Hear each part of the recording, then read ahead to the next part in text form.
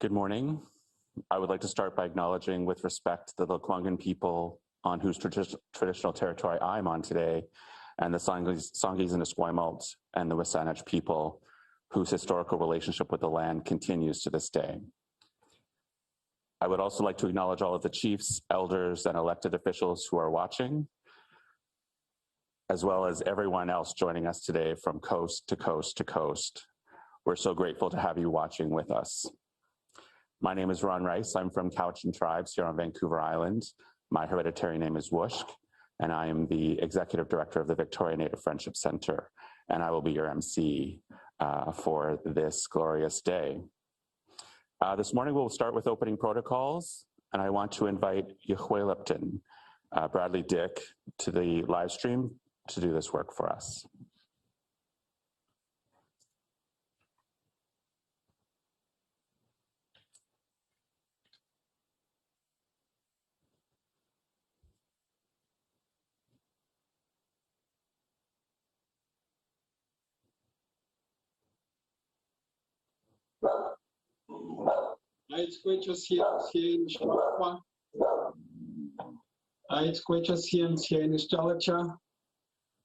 The mailman just came by, so my dog is doing his bodyguard duties. So that's the beauty of going live and having a dog. He's protecting me, and he's so fierce, believe me. Aids Guecho, the Shwalakwa. Aids Guecho Siam Sia, the Stalacha. Aids Casiam Tia Squecho Naquilia. Asa Yahwelaptin, Asa Kwakwakala, Ahinatsa Lakonin, Ahinatsa Dididat, Ahinatsa Dinapda. So good day, my family, and good day, my friends. I thank each of you for joining our Moose Hide campaign 2021. Heitzkasiam Washk for the introduction. I'm honored to share this time with each of you, to acknowledge the beautiful territories of the Quamachin, the Cowichan, known as the Warm Lands today. Some folks call it Duncan, BC. I extend my gratitude to my relatives for allowing me to share this space with each of you. I extend my gratitude to my Cowichan relatives for the beautiful lands that they have here. I hope to share a song to welcome us into this space together, allow us time to reflect on the lands that we find ourselves residing, to extend our gratitude to the ancestors and supernatural ones of that space.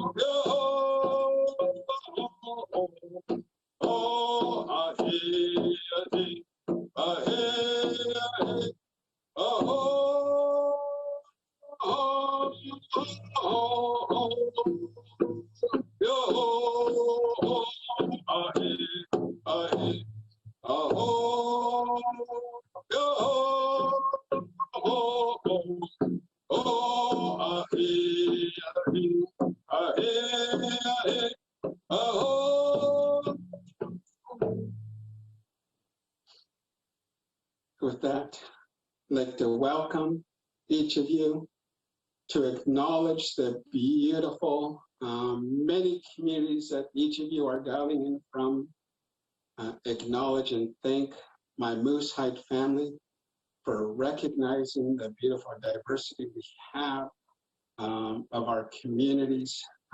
Thank my Cowichan relatives for that beautiful paddle song that my late uncle, Koshimit, taught me when I was 4.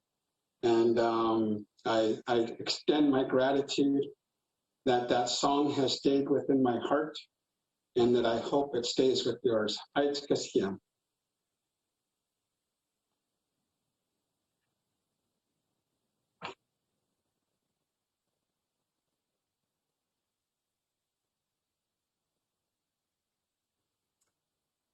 Haichkasiem. In keeping with the oral traditions of our people, we will be calling witnesses today. I call the Lacert family to the stream and call forward their speaker, Yahweh Lipton.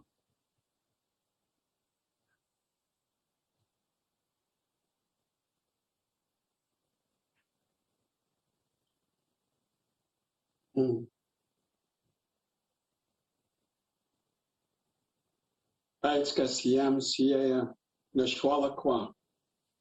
Ait Kasiyam Siya Nishjalacha. Ait Kasiyam Tiasquacha Naquilia. Good day again, my family. Good day, my dear friends. As I reflect on today, I reflect on the many years that my family, Paul, Raven, Sage, have invited me to share these beautiful moments and days with them. And in that invitation, it is with humility that they've asked me to speak on their behalf each year. And as someone that has stood by their side from year one, I'm always honored to share this time with my Moose Height family. My dear family has paid kind attention and intention in the way that they have come forward with the work that they hope to do. They have thought about the challenges that we have right now, that we can't be in space together physically, but perhaps in our own ways and through our cultural ways, we can be together within our hearts. And that's important. We refer to that as Natsamat in Lekwungen. And that means to work with one heart and one mind together. In my family, they've done a wonderful job of making sure that the blanket, the headband, the preparation of the witnesses, the considerations into that, and how they prepared their spirits for this work. We are trying something new with our old cultural ways. And how beautiful is that? We are extending our protocols into the virtual world in the calling of our witnesses, as our family would like to continue doing. And in that work, they have prepared our relatives. They have let folks know their intention behind the work that they're doing. They're asking those witnesses to participate, to observe, to listen with their heart, and to absorb those experiences so that they can come forward again at the end of the day to share some words on what they've witnessed for the day. In our old ways, of course, we would be together. In our old ways, of course, we would call upon those witnesses to stand and be recognized for the work that they do. And my family would provide a handshake to those individuals. And it's not a big handshake, it's 50 cents. But it's more in the gesture of that recognition. And it's certainly not to say that each of you are not witnesses to the work that is happening. We're all witnesses to the work. We're all going to experience and to grow and to keep our hearts open and our minds so that that journey from here to here can happen in a good way. My family has prepared the handshake in a very modern way, but they've done so to recognize each of those witnesses. They've also considered preparation for those individuals within this space so that we can do this work in a good way. Because it's important for us, it's important for the family to continue with that protocol.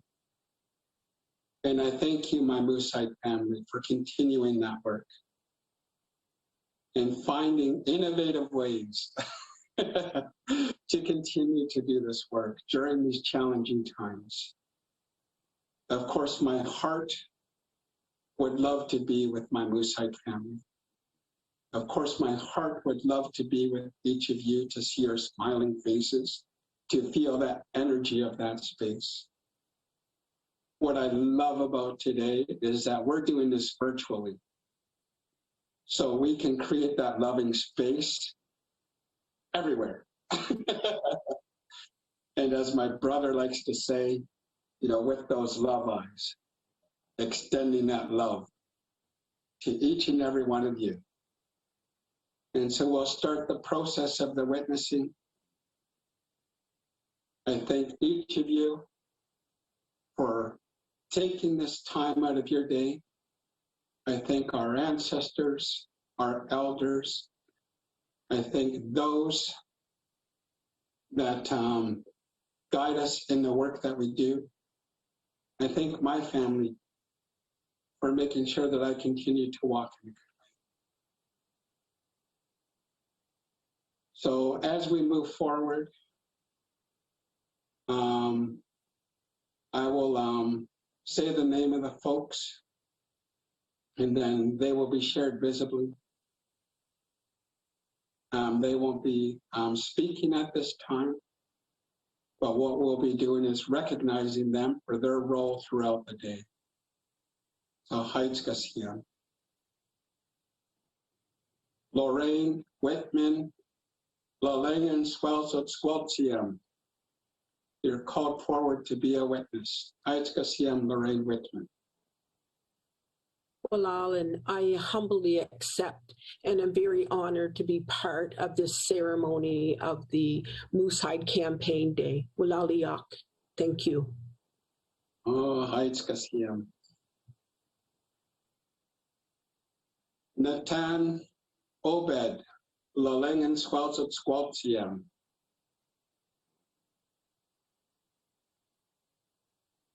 Hi, I as well am honored to be a part of this day and look forward to playing any role that I possibly can.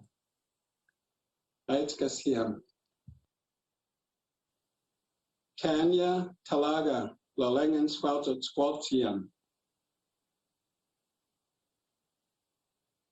Uzu, Anin, Tanya Talaga Nigisnikas, Kamusko Pimojija Pineshish Nigisnikas. I'm very honored to be here and to be asked to witness. Miigwech. Heights Kasiyam. Ayot Dingame, Lalengan Squaltzot Squaltsiam. Carrie Newman, Heights Kasiyam.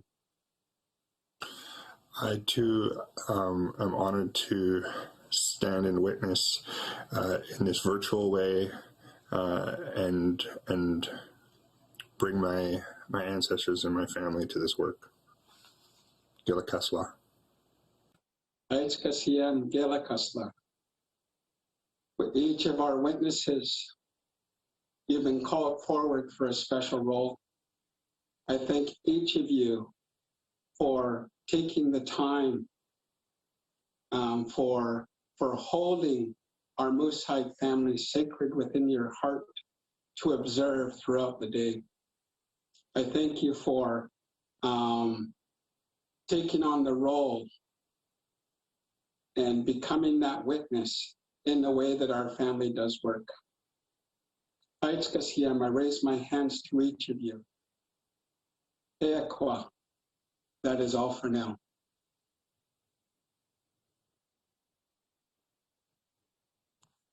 Haitzepka, thank you all. And Haichkasiam, thank you, Bradley, for your welcome and for leading us through that important ceremony to start our day, as well as reminding us that our spirits are connected today, that Aichsqualo and the one heart, not Smutsqualo, and one heart and one mind. As Bradley mentioned, we'll be hearing from the witnesses right after our fast-breaking ceremony this evening, taking place at 5:30 p.m. Pacific Standard Time. We hope that you can join us for this important part of the day. We would also like to thank Elder Judy Clark, singing Thunderbird Woman and White Eagle Woman, and our relatives on the East Coast Turtle Island, North America, for their daybreak ceremony, which is also online on the Moose Hide Campaign Day event website. I'd like to take a few minutes to offer an overview of the day. As you may know, this is the 10th annual Moose Hide Campaign Day, and it's also our very first ever virtual event. To make this day safe for everyone, when we continue to follow all of the public health orders, and we encourage each of you to take extra care as we go through this difficult time together. We want to acknowledge the many elders and supporters who have helped us to ensure that we're doing our work in a good way, always. Usually on Moose Hide Campaign Day, there are many events happening across the country, but with the pandemic, many of us are alone or in our small bubbles. We hope that next year we'll be able to gather together again in person on Moose Hide Campaign Day. We usually have a large gathering here in Victoria. Today we know that while we're not gathering in person, we're all connected virtually and in spirit as we go through this day together. I want to acknowledge that many of you are fasting with us from across the country, and we are deeply grateful for this. I want to acknowledge that today is a challenging day, that these are challenging times, and that this is a challenging issue. I want to assure each of you that we have worked to create a safe and supportive environment for today as you participate virtually. Should you need additional support or resources, we encourage you to visit the Wellness Center of the event page that has resources and health supports, as well as videos for those fasting, elders' teachings, and lots of other helpful information. The event website can be found at events.moosehidecampaign.ca. This issue and the process of fasting can be difficult, but we're here together and we have each other for support. If you are fasting, please know that you're joining thousands of people from across the country who have taken up the challenge to fast for the day. We want you to know that we have over 80,000 people who have registered for today's events and thousands more who are watching via Facebook and other sources. While you may be alone or in a small group at home or the office or your school, you are not alone in this journey today. You are connected and we are connected. I want to give a special shout out to all of the students watching with your classes in schools or watching from home. We're so glad you're with us today and we want to acknowledge each and every one of you. Thank you all so much. Haitsepka. I would now like to give you an overview of the day. As mentioned, this is our first fully virtual online Moosehead Campaign Day. So we ask that you bear with us in case we have any technical difficulties. There's like a whole bunch of people in like 3 different cities who will worry about it. You and I don't need to worry about it. We'll do our very best to keep things running smoothly. In just a moment, we'll hear a few words from David Stevenson, CEO of the Moosehead Campaign. Right after David, the co-founders of the Moosehead Campaign will be joining us to share some words about their work and the campaign itself. Following that, we have 3 amazing keynote speakers, Michelle Adet, Tia Wood, and Swilcanum. After our keynotes, we'll have a few words before a half-hour break, at which time the workshops will begin at 10:30 a.m. Pacific Standard Time. To hold the energy of the day, the workshops will be live and interactive. They'll be about 90 minutes each and are open to everyone who wants to join. One of the workshops will be live streamed to this same broadcast link at 10:30 a.m. Pacific Standard. Workshop registration is still open. If you haven't registered for a workshop, you can still sign up through the workshops page on the event website. An important note for our student participants, the youth workshops are all pre-recorded and can be found on the Youth Lodge page of our website. We will leave the youth workshops up for the remainder of the school year for those who wish to view them later. The live interactive workshops end at 12 noon Pacific Standard Time. We want to say that we're very keen to hear your thoughts about the day and the campaign. So between 12 p.m. Pacific Standard Time and 5 p.m., we're inviting you to participate in shareback sessions with our partners Reciprocal Consulting. You can sign up for shareback sessions on the homepage of the event website, and the first 150 individuals who participate in shareback sessions will receive a free Moosehead Campaign mask.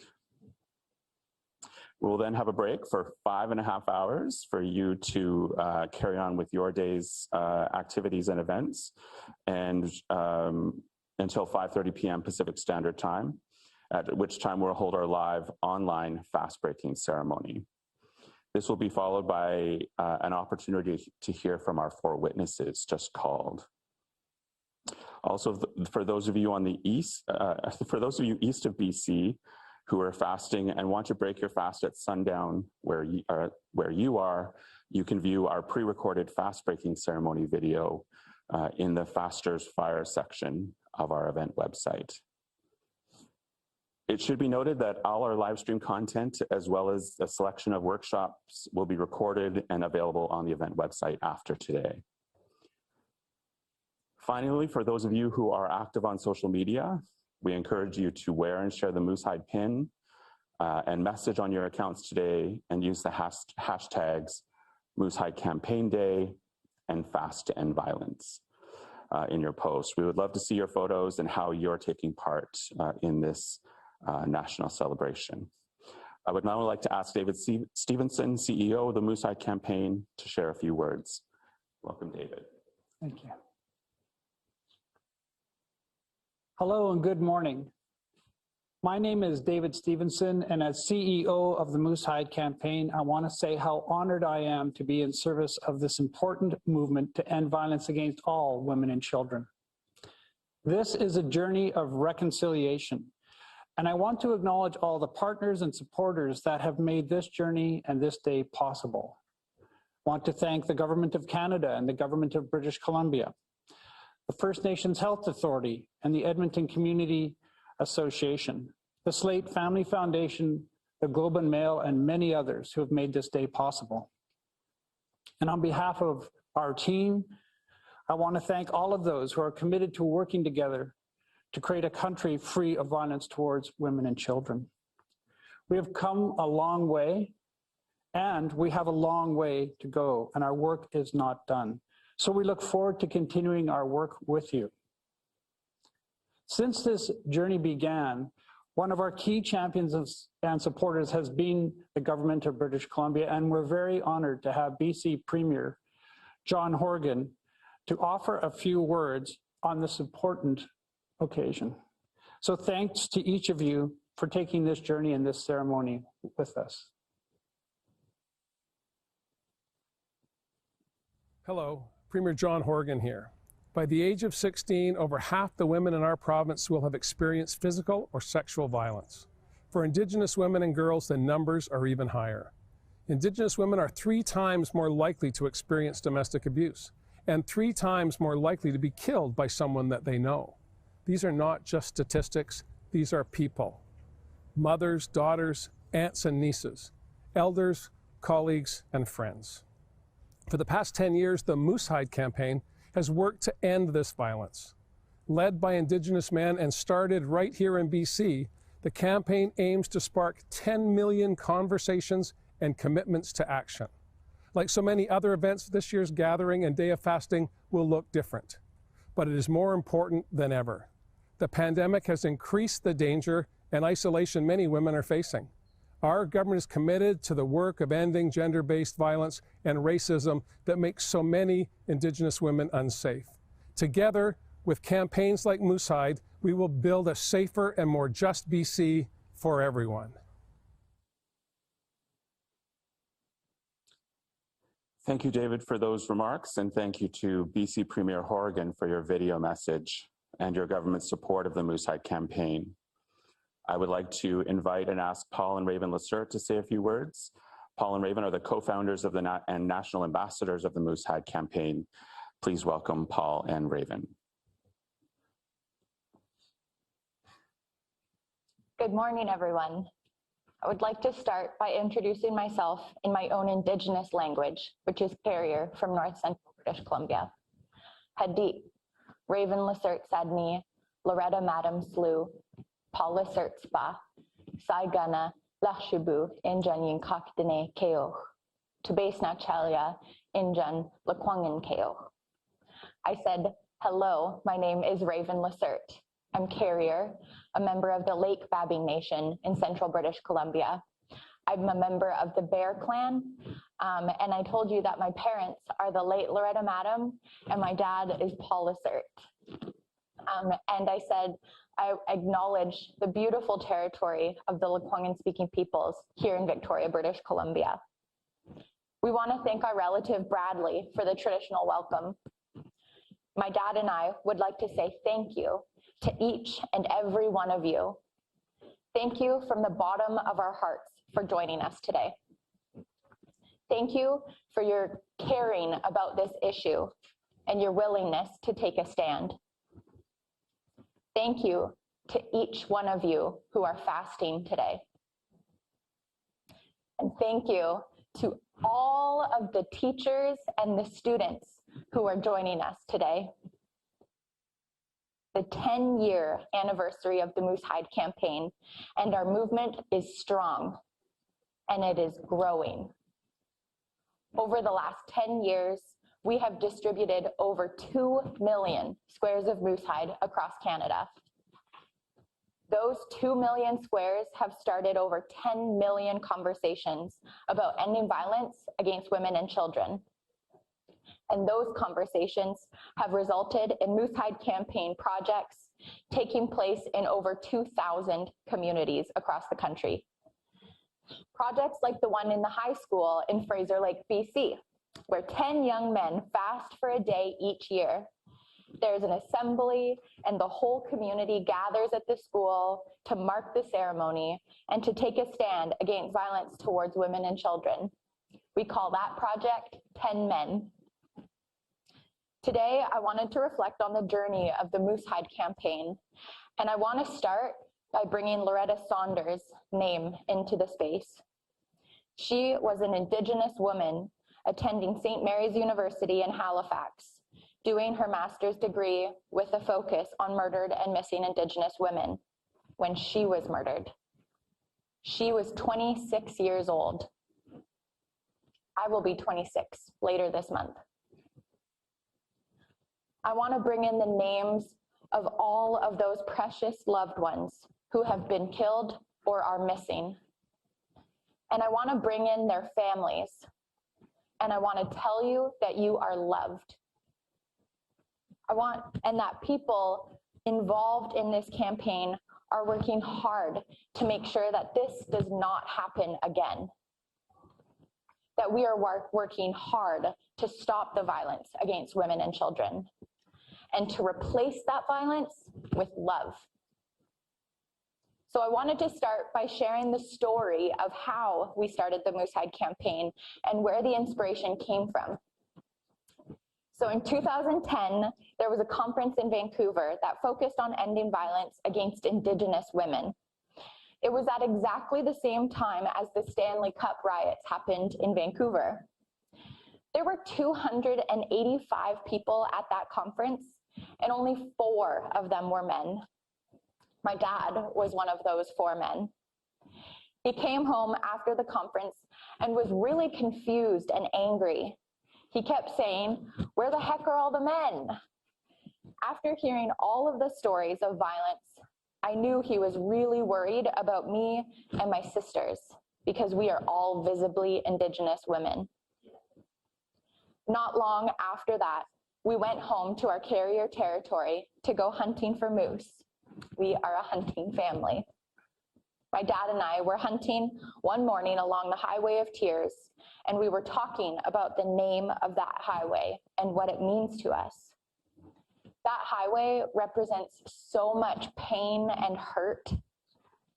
And our country is feeling the same pain and hurt because the Highway of Tears is not an anomaly.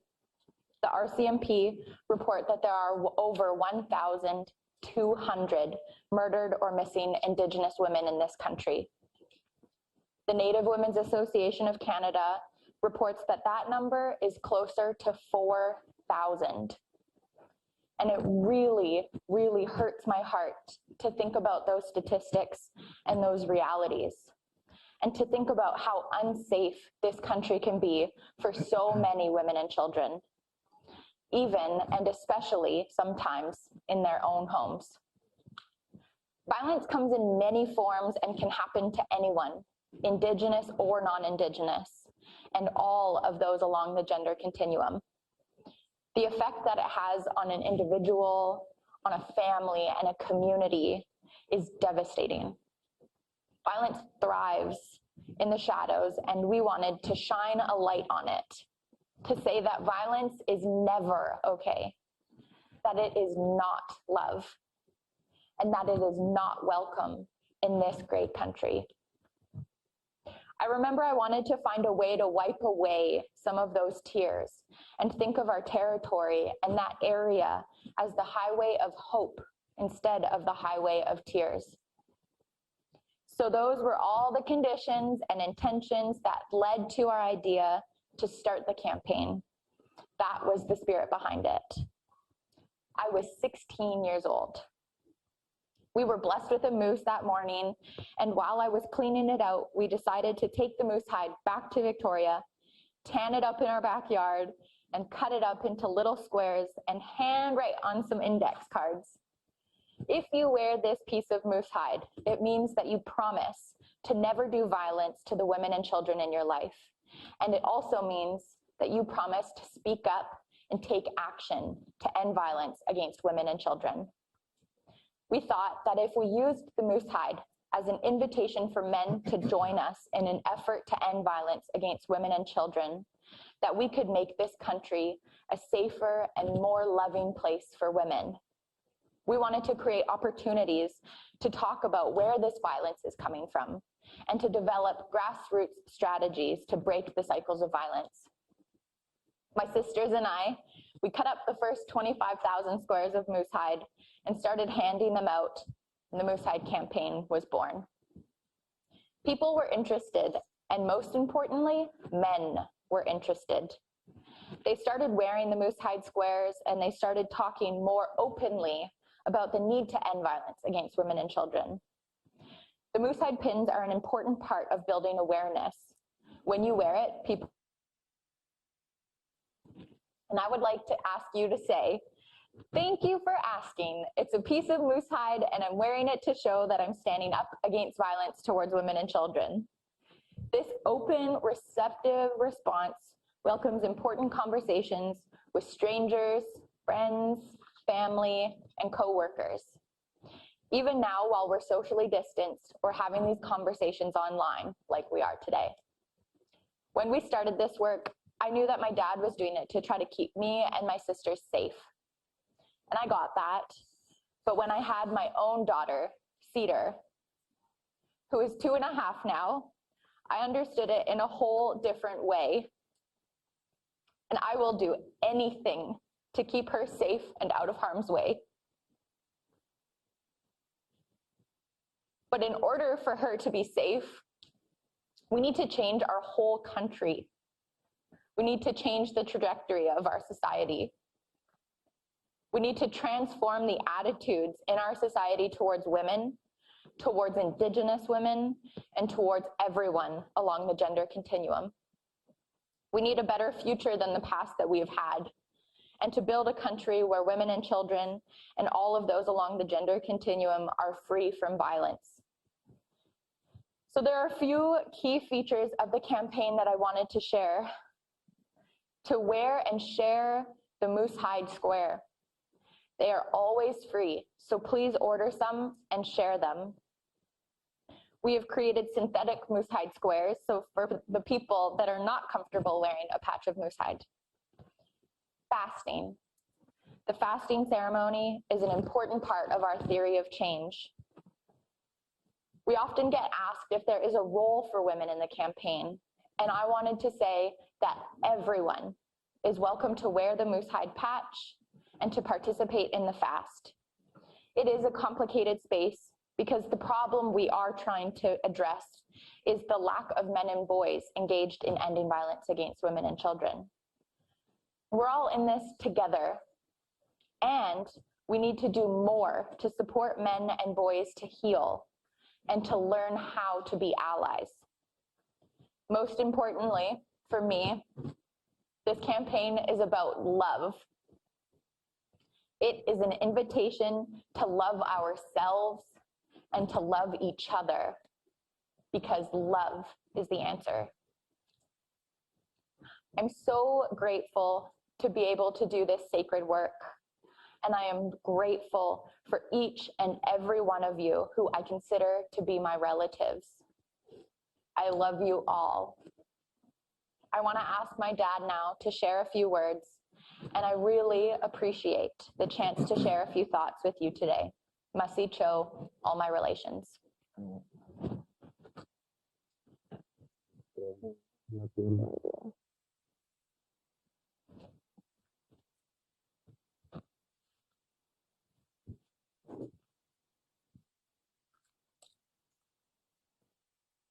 We had Kleenex there because we knew this might happen.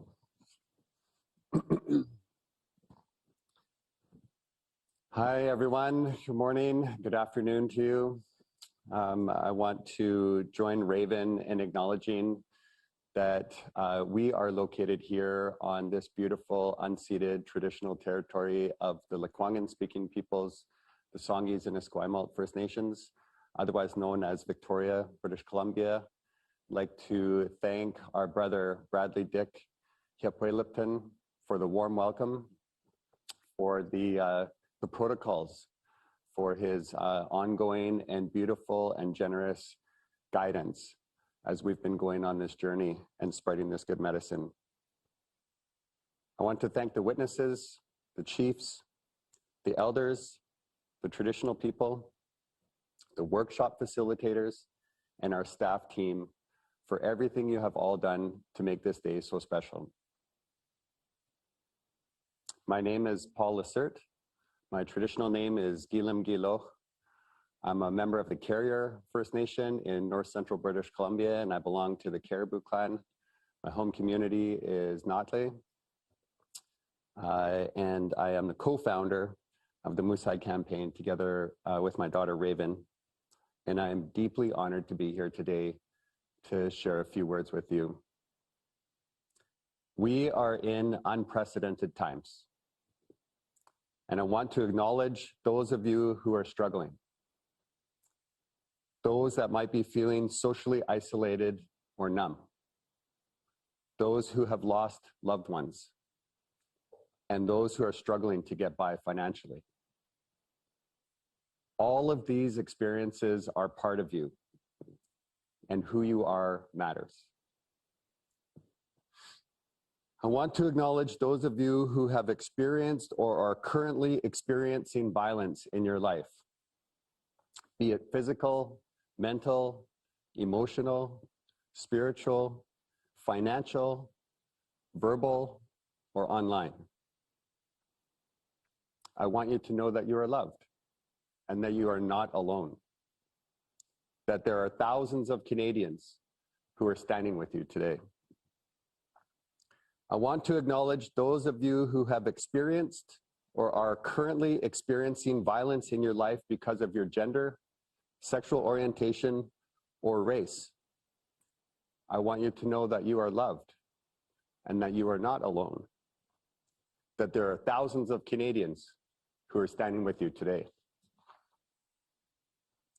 And for those of you who have experienced or are currently experiencing violence that you're doing to yourself, then I want you to know that you are loved and that you are not alone, and that there are thousands of Canadians who are standing with you today. The Moose Hide campaign is an army of love warriors on a mission of loving ourselves and loving each other, as Raven said, of healing our pain so that we can live a life full of joy and opportunity. I am a plane crash survivor, and I can tell you that that experience has taught me that this life is precious, that every single moment that we have in this life is precious, that every single person is precious, and that violence against each other or against ourselves is profoundly contrary to that preciousness. It is a violation of that preciousness. It is not what our Creator intended for us. This campaign was founded on the belief that we can build a shared future together, that we can imagine a society that we can all thrive in, that we have the ability to choose our tomorrow, and we can action that decision together to propagate this set of values. That we're going to bring forward a way of thinking and acting that replaces violence with love. That even in the face of a global pandemic, each of us can still rise to our fullest potential, our most beautiful selves, because this is an inside job. It is only each of us that can bring forward our own best self. And we are all unique and special beings. Thank you for the fasters. Thank you for what you're doing today. Thank you for this beautiful and sacred action that you're taking. So many of us have been hurt along the way. For many of us, those hurts can add up. And for many people in this country, especially many of us men, it is those hurts that can result in behaviors and actions that can hurt the women and children in our lives. Fasting is one of the practices that can give us the strength we need to open our hearts back up again, to heal them. So we can each let our natural, beautiful selves shine through again. To give us the strength we need to say simple but important things like, I love you. And for us to be able to say that to each other as men, to be able to look at each other as men and say, I love you. To say, I'm sorry. To stop eating and drinking for just one day. To say to the women and children in our lives that we are willing to suffer, to show them how determined we are to heal ourselves so that we can be more loving. It's almost Valentine's Day. What a powerful way to show the women and children in our lives how much we truly love them. I'm so honored to be fasting with you today.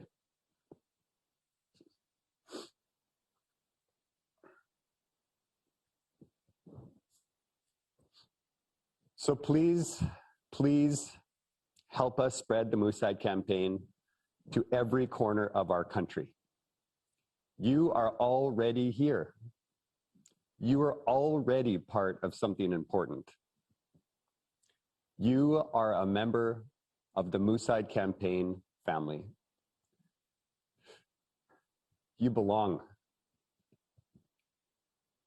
And we are asking you to help to spread this good medicine through your community, your office, your school, your organization, your church, and your family. When we started this effort 10 years ago, there was just 2 of us. Today, there are over 80,000 of us gathered together virtually and over 2 million squares of Moosehead in circulation. Next year, it's going to be double that. And every year after, until we get to 10 million squares of Moosehead and 1 million Canadians fasting on the same day, our ancestors will smile on us. So I'm asking you as a dad,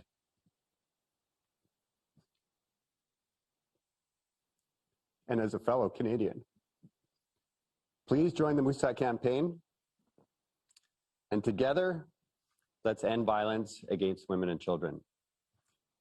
Thank you so much to each and every one of you for taking the time to be with us today.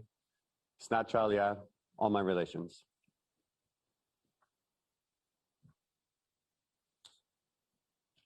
Thank you, Paul and Raven, for those powerful words and for keeping us energized in this cause.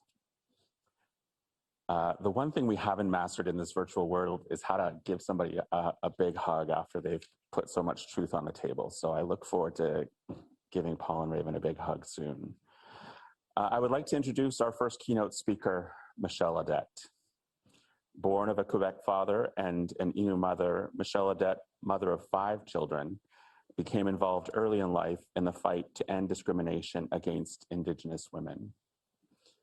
At age of 27, she became president of the Quebec Native Women's Association and then held the position of Associate Deputy Minister for the Secrétariat à la Condition Féminine du Québec.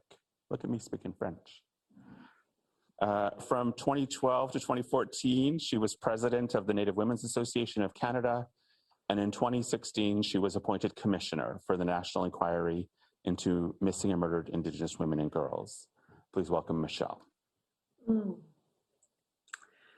Tunashkamadan, Tubuhogadat Nokkas Noitahik, Nazabusendaman, when I did that du côté du Québec, ni Bohogadati, not les Malécites, les Atikamekw, les Huron-Wendat, les Abénakis, Macninan Inut.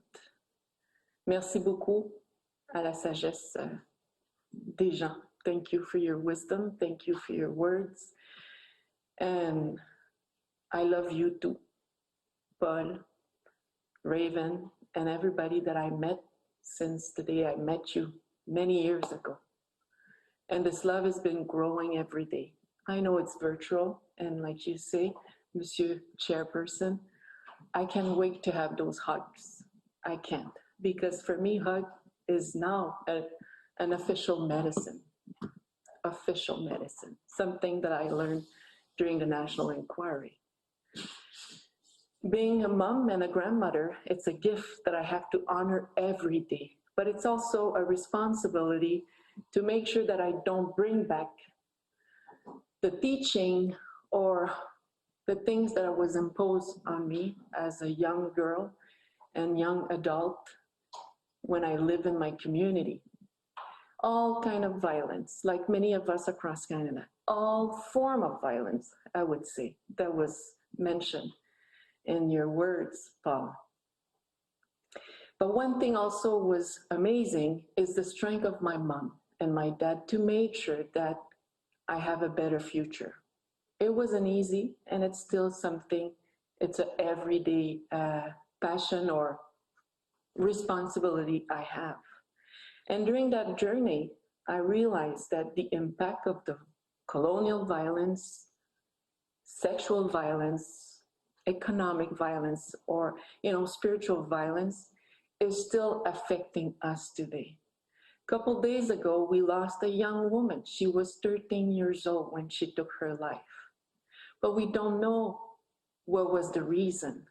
But one thing we know for sure, there were many forms of violence coming from laws, legislation, racism, and probably sexual. Who knows? But we have to stay strong because it's happening every day. It's happening everywhere. We used to have roles and responsibility in the Innu Nation society. Men and women, youth and elders, babies, spirit. We all have a place in that society. With the colonial violence, we all know for sure that it broke that circle, broke that way of life, broke that circle of life, I would add also. I was witnessing all my life when I was with my mom, a man abusing her, a man that was suffering, that was not doing what he was supposed to do to protect my mom, to protect us. My mom had super many pair of moccasins to make sure that we can live, we can eat. But she gave me something. She said, continue the fight that I started with many other women. Be a tool, receive the truth, receive the voices, and make sure if you can advance those and shake a country, not because of you, Michelle, but because they were able to do so. I can say that when I gave you birth or life, you are fulfilling what I was supposed to break or stop. The National Inquiry is still inside of me, is still affecting me, or is still helping me to be better, to be stronger. It's a mix of everything. Receiving so many trauma, receive so many teaching, and also wisdom and strength from the women and the men that spoke. I know for sure for the rest of my life, I would say, what you do, Bud, what you do, Raven, and the thousands of Canadians and the family of the Moose Hide campaign, it's telling me that something is changing. Something is saying to me and my kids and my granddaughter, we do not normalize anymore the violence. We are not witness anymore to become complicit, but we are actor of change. We are agent of change. We're proactive. I gave birth to 3 men, and I don't want them to be the perpetrator, or I don't want them to be victims of. I want them to find that role that my mom was teaching, to be the protectors, to be there when we need them. And I know more and more men are doing that. The healing process is urgent. The healing process, it's a must. The collaboration with many stakeholders is a must also. The violence doesn't belong to us as women. It's the society responsibility. So I want to say thank you as a grandmother, as a woman, as a human being, full of love, that you have an ally here in Quebec to make sure that when we come back next year, if it's a hug or it's a virtual hug, you'll see more and more people from our nation out here to say, we're walking beside the women and the girls to make sure that they are safe here on Mother Earth. Merci. Jusqu'à maintenant.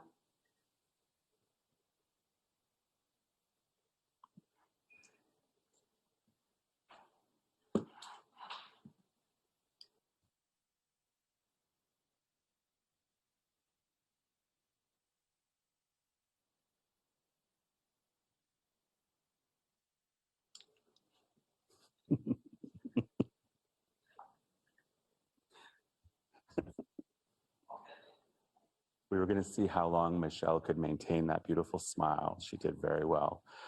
Thank you, Michelle, for lending us your strength through your powerful words and for acknowledging the medicinal benefits of hugs. I would like to introduce our next keynote speaker. Tia Wood is a recording artist from Saddle Lake Cree Nation, just outside Edmonton, Alberta. From a young age, Tia and her family knew she was born to sing. She started performing with her family at powwows and shortly thereafter began to record Indigenous songs on YouTube. This garnered attention as Tia began to develop into a young role model, breaking colonial boundaries through songs of her ancestors in performances live and virtual. Social media tides began to shift and naturally led her into big waves of success as a content creator and singer on Instagram and TikTok. Tia is a leader in the new wave of young, unafraid, and unabashedly Indigenous youth surging on these social platforms.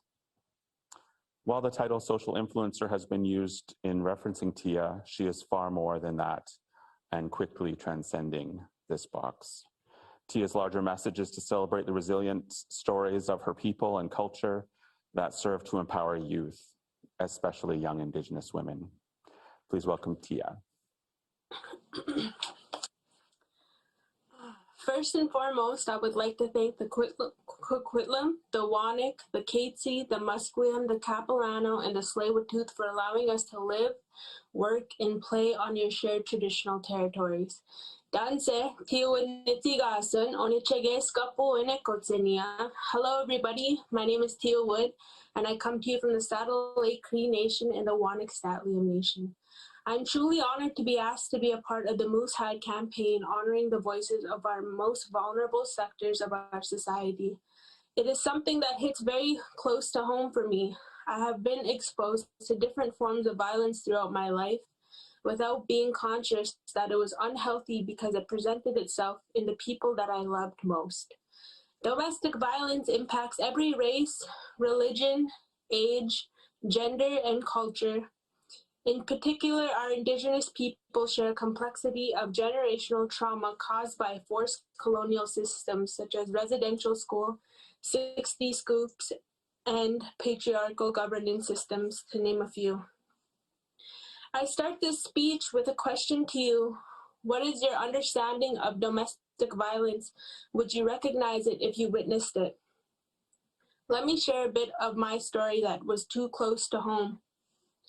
My earliest experience of domestic violence was with my parents. In our home, what I remember is verbal and physical abuse that would shake my whole being and our whole house. Both my parents are residential school survivors, as was my grandparents and my great-grandmother.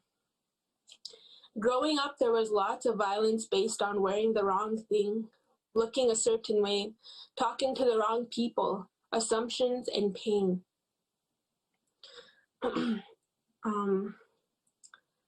One of my first conscious memories as a baby, I was in a baby saucer and I witnessed violence of a hole being punched in the wall next to my mother's head.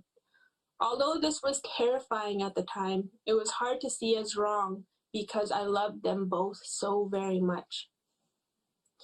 When it hits close to home, when you're immersed within the walls of what is supposed to be a safe place, it's hard to recognize it as an unhealthy act. It becomes such a normal pattern that you begin to believe that it's just a part of life. For me, I saw myself allowing abusive people into my life, from my early teen years to my young adult years.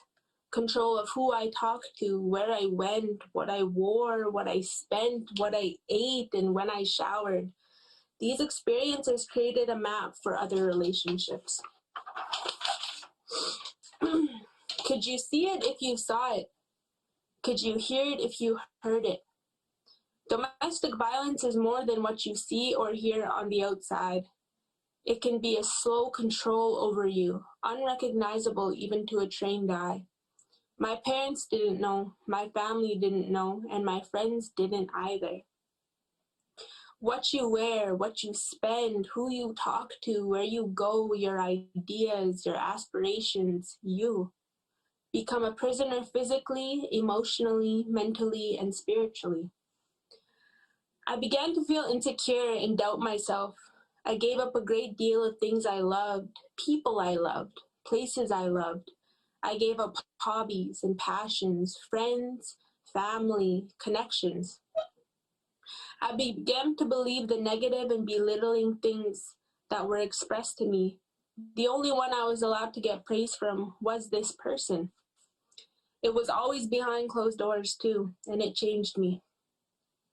I began to reject loving arms wanting to embrace me because his were around me too. I dismissed the supportive intentions of those that loved me sincerely because his loving words seemed sincere too. Can you recognize it if you heard it? What would you do? It's your fault. You need help. Where's your money? You're overreacting. I didn't mean to do it that hard. I won't do it again. I'm sorry. I love you. I began to feel little, self-doubt, disoriented, fear, scared to speak my mind, and afraid to express my feelings. Anxiety set in, and I felt powerless. I felt like I would let everybody down. There were many times I tried to come back to my family, but one night in particular, after many attempts before, I snuck out to the car, sat and contemplated.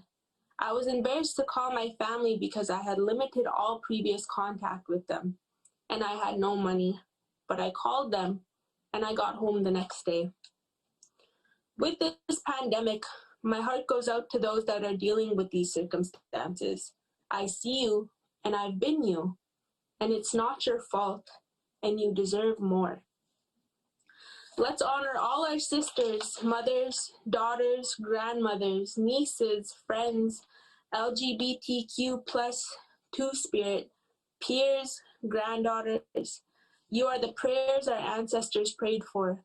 You are ceremony keepers, the matriarchs, the name givers, life givers, teachers, role models, doctors, lawyers, writers, poets, dancers, singers, and more. And you're worth it. You're loved, and I see you. To close off my contribution here today, I would like to share a poem with you that I hold very close to my heart. It is called See the Woman by John Trudell. She has a young face, an old face. She carries herself well in all ages. She survives all man has done. In some tribes, she is free. In some religions, she is under man. In some societies, she's worth what she consumes. In some nations, she is delicate strength. In some states, she is told that she is weak. In some classes, she is property owned. In all instances, she is sister to earth. In all conditions, she is life bringer. In all life, she is our necessity. See the woman eyes, flowers swaying on scattered hills, sun dancing, calling in the bees.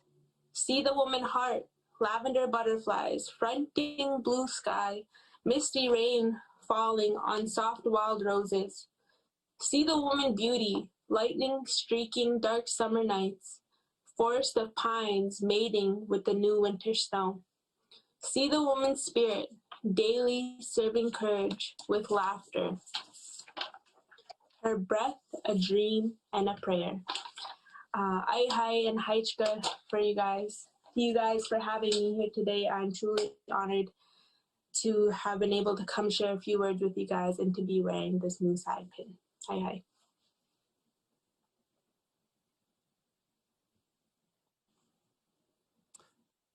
Tia, thank you so much for your words and for posing such an important question, proving that sometimes leaders don't have all the answers, but they have the right questions to ask. I'd like to introduce our final keynote speaker, Swilcanum. Swilcanum is a storyteller, actor, classically trained violinist, U.S. Army veteran, and a member of the Lummi Nation who grew up in Washington State, not necessarily in that order. For many years, he's traveled up and down the coast playing violin and telling stories at schools, community events, and festivals. He plays his own compositions, which incorporate classical influences, but are infused by his own life and musical influences. He has been a featured performer at the American Indian Film Awards in San Francisco since 2003. The recipient of many awards and honors, Swilcanum performed at the West Coast American Indian Music Awards in 2008, where he was presented with both the Classical and Traditional Instrument Awards. That same year, he was invited to perform for the Dalai Lama at the Key Arena in Seattle for the Seeds of Compassion event. He passionately encourages and inspires people of all walks of life to honor their vision and follow their passion. Please join me in welcoming Swilcanum.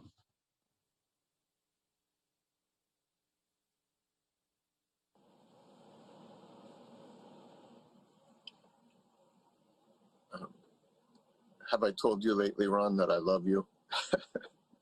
I miss you. I can't wait till the day where I can give you that big, long hug again. I had a plan about things I was going to say, things I was going to do, but I'm changing my mind and my heart. I'm going to share with you that there's a message that I heard when I was a young man, that men will never change. And I want to offer to you this notion that we can change. And I know this for a fact because I have changed. I grew up in violence. As a foster kid, my truth was attacked. My feelings were dismissed. My significance was irrelevant. And the passions that I act on by my own volition were hindered. My honor was challenged. And what I know now is that every culture that I have ever come across has a transformation story.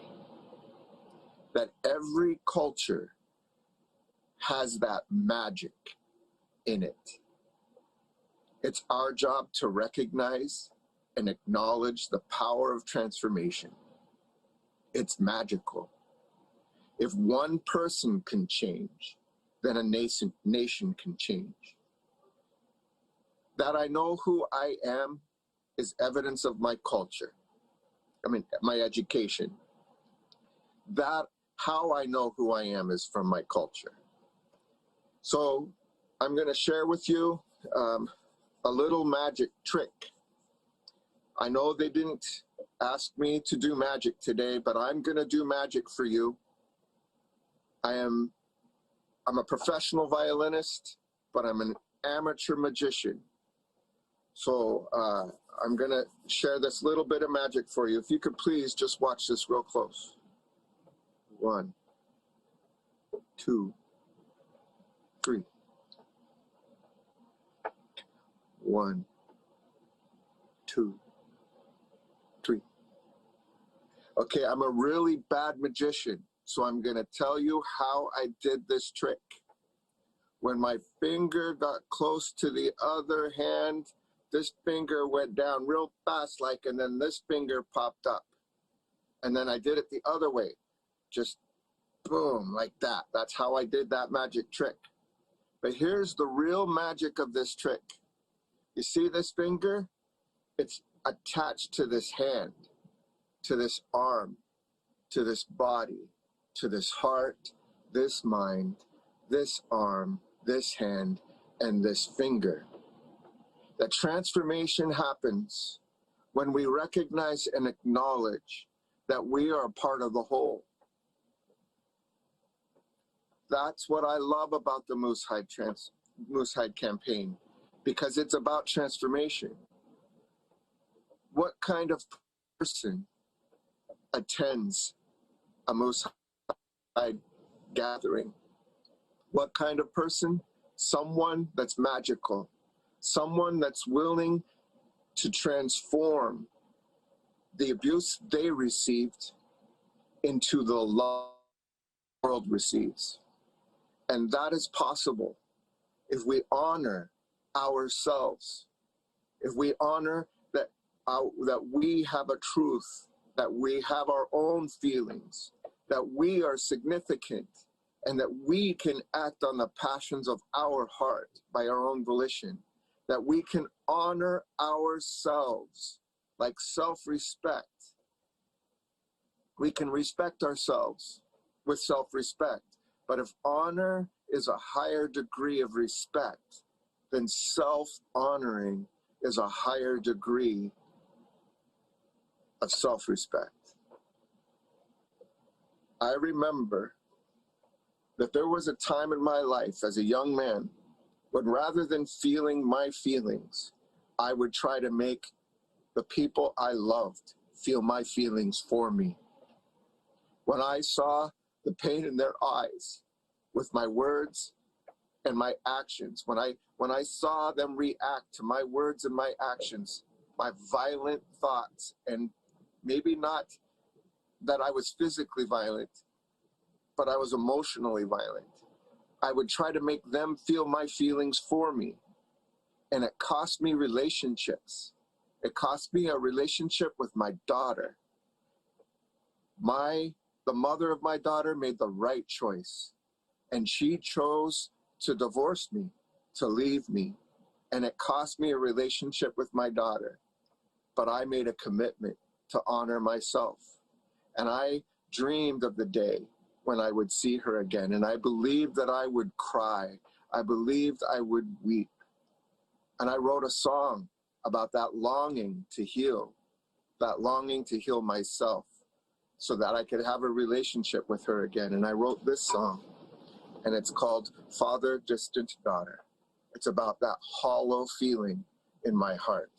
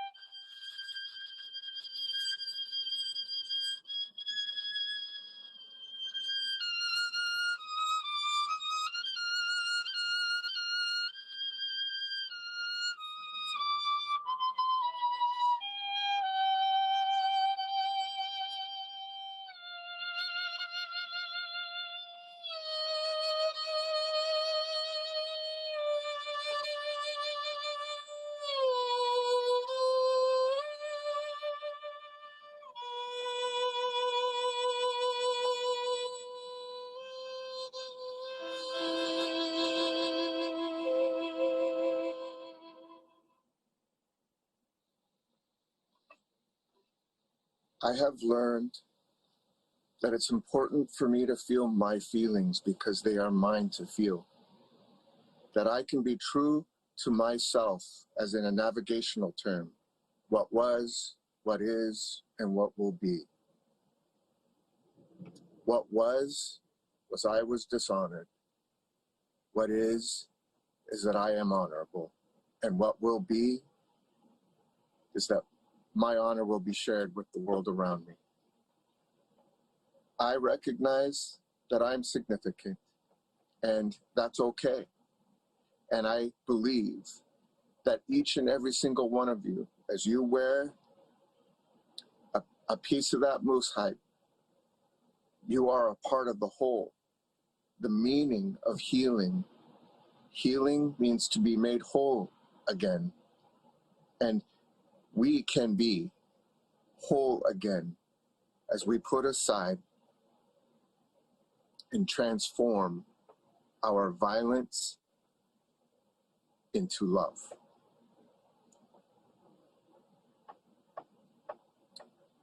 I think that's done.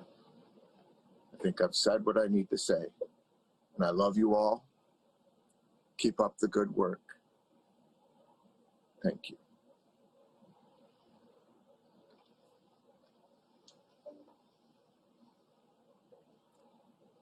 We are transformed today by love. Love expressed by our amazing keynote speakers, and we're so grateful to have had you be a part of this day. Haitsepka, thank you all. I have some important reminders to share with you as we head into our break.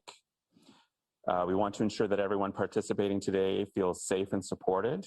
Should you need additional support or resources, we encourage you to visit the Wellness Center section of our event website that has resources and health supports, videos for those fasting, elders' teachings, and lots of other helpful information.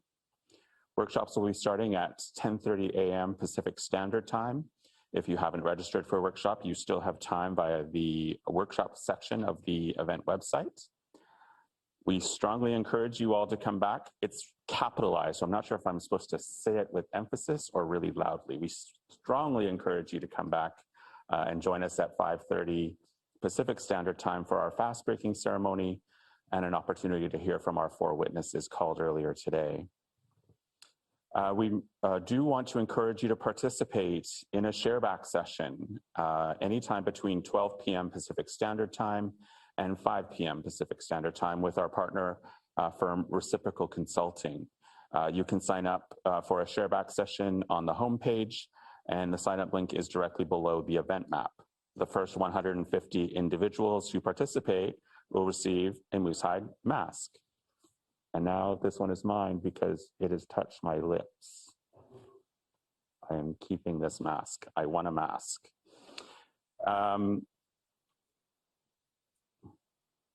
Shareback session, we will receive a free mask.